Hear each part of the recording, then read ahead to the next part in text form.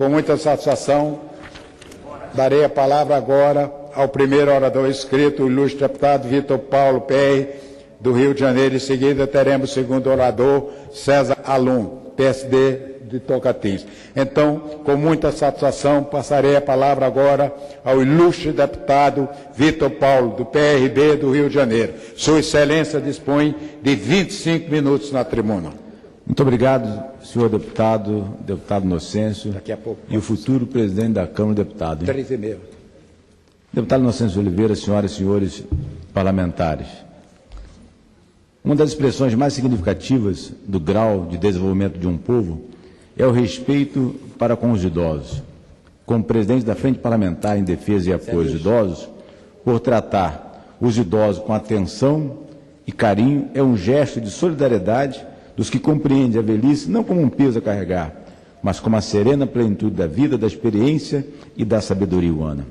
Se no passado não tivemos o devido cuidado dessa faixa etária da população, hoje nos empenhamos em garantir os recursos e o apoio a que têm direitos mais velhos. A partir da nova e lúcida consciência que nos faz ver a maturidade não como o oposto da juventude, mas como o tempo do desencanto e da tristeza com que se perde a alegria, a força e o otimismo da mocidade, mas como o auge da vida aos que chegam os idosos. Muito obrigado.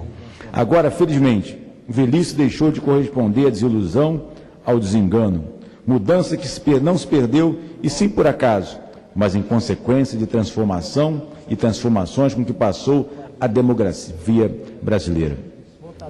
Nossa expectativa de vida, por exemplo, passou de 40,5 anos em 1940 para 73,4 anos em 2010.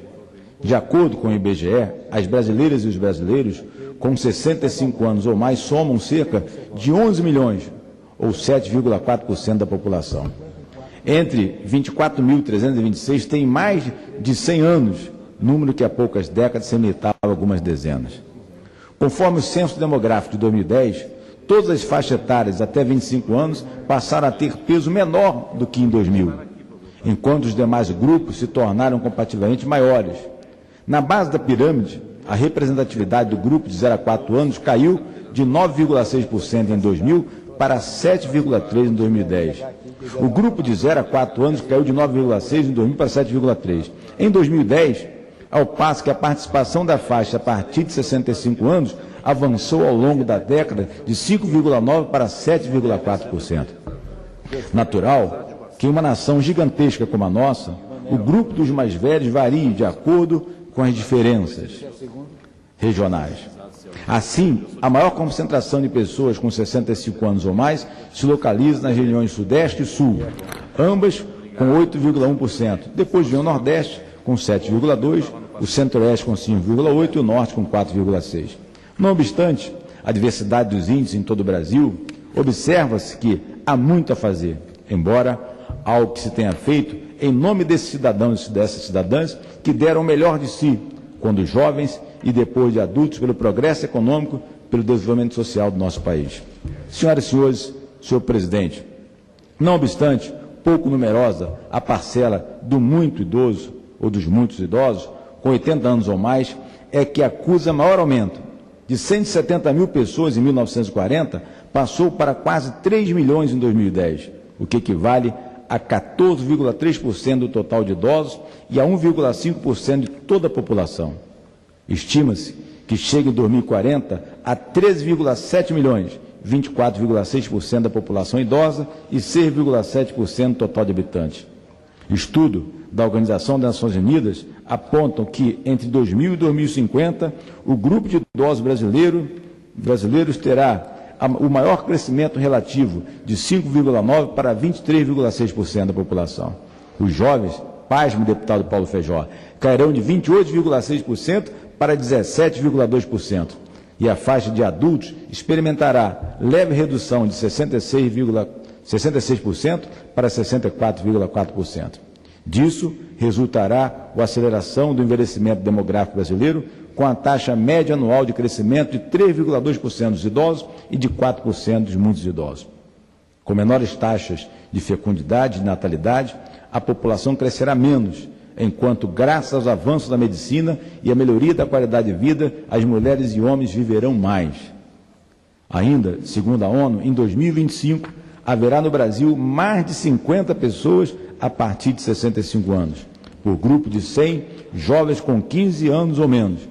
Por volta de 2040, as gerações que nascerem sob os baixos níveis de fecundidade e de natalidade se incorporarão à faixa dos idosos que, em 2045, deverá ser numericamente maior do que as crianças. Como se vê, o envelhecimento populacional antes do fenômeno próprio das nações desenvolvidas também se observa hoje nos países em desenvolvimento, com a elevação do número de idosos e a diminuição de crianças e adolescentes. A circunstância, de acordo com especialistas, é ideal para o desenvolvimento do Brasil, mas nas próximas décadas, pois a fração de pessoas economicamente ativas, adultos e jovens, terá maior do que inativas crianças e idosos. Trata-se, pois, abre aspas, de bônus demográfico, que nos cumpre utilizar com vontade política o esforço do governo e a competência que se espera dos administradores públicos. Se não soubermos aproveitá-los, mereceremos das gerações vindouras o rótulo de ineptos, incompetentes e irresponsáveis, pelo desperdício dos recursos humanos e da força do trabalho, com que neste momento da história poderíamos romper para sempre as amarras que há séculos nos escravizam ao subdesenvolvimento econômico e à pobreza social. Pasmem, senhoras e senhores, presidente, para tão grande mudança, cumpre-nos resgatar os mais velhos do esquecimento, do menosprezo e do abandono, a que são relegados os nossos idosos. A ação que se deve proceder, não porque sejamos bons, mas, sobretudo, por questão de justiça, por reconhecer nos idosos o valor dos que fizeram e a importância do que ainda poderão realizar, como detentores do saber, da experiência, ao que só chegamos ao termo dessa longa vida. Se as sociedades, como a japonesa e a chinesa, nos dão edificantes exemplos de respeito com que tratam os mais velhos, nossos índios são modelos bem mais próximos, cujas lições teimamos, infelizmente, em ignorar. Vários estudos de etnólogo Darcy Ribeiro têm por objeto o prestígio dos anciões dos novos povos indígenas, como fonte de experiência, de saber e de conhecimento para o grupo. Por meio deles, mantém-se viva a memória do passado e a cultura que se acumulou ao longo dos séculos.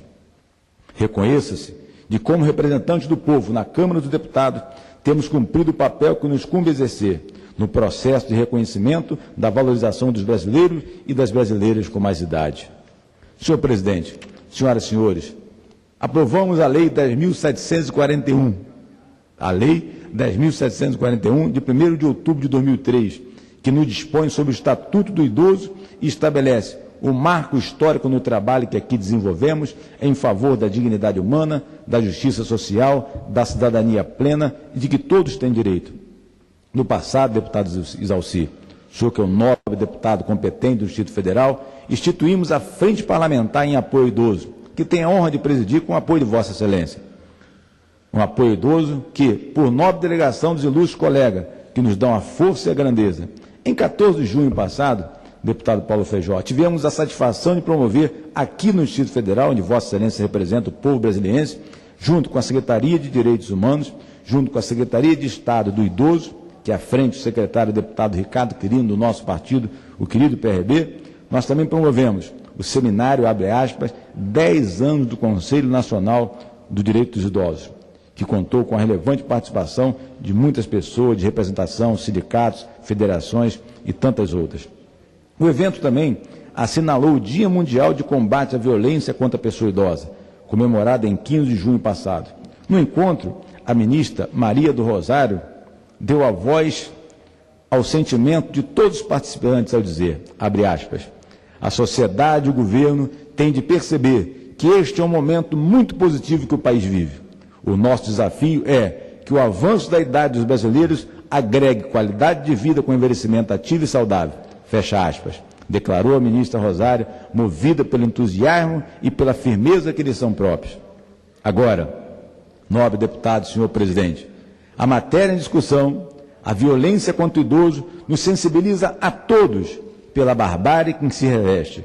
É absolutamente inaceitável e ainda mais revoltante quando tem por vítimas pessoas indefesas, fragilizadas e muitas vezes doentes, incapazes de qualquer reação. Segundo a ministra Maria do Rosário, em dezembro de 2010 a dezembro de 2011, o Disque 100 idoso, ele recebeu 44 mil denúncias de violência e aspecto vai da exploração econômica ao abuso sexual. Agora, falar de exploração econômica, não podemos esquecer do empréstimo consignado. Tem sido uma praga na vida dos aposentados, na vida dos pensionistas, deputado Paulo Feijó. E isso me preocupa e muito, o que tem feito na vida de pessoas que recebem um salário tão pequeno. No Distrito Federal, 3 de cada 10 queixas recebidas pela Central Judicial do Idoso relacionam-se à violência, conforme a pesquisa do Núcleo de Defesa do Idoso, Defensoria Pública do Distrito Federal, que analisou 2.379 casos entre janeiro de 2008 e dezembro de 2011. As revelações impressionam. Pasmem, senhoras e senhores que nos assistem pela TV Câmara. Em 65% dos casos, os agressores são os próprios filhos das vítimas, deputado Paulo Feijó. São eles. Eles são os agressores.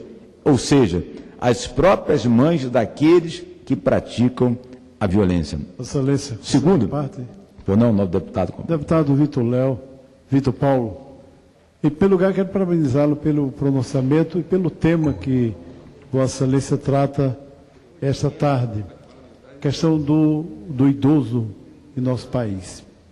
E Vossa Excelência, além de colocar a questão do crescimento do número de idosos em nosso país, Vossa Excelência trata de um tema que chama a atenção, ou seja, que é a violência contra os idosos.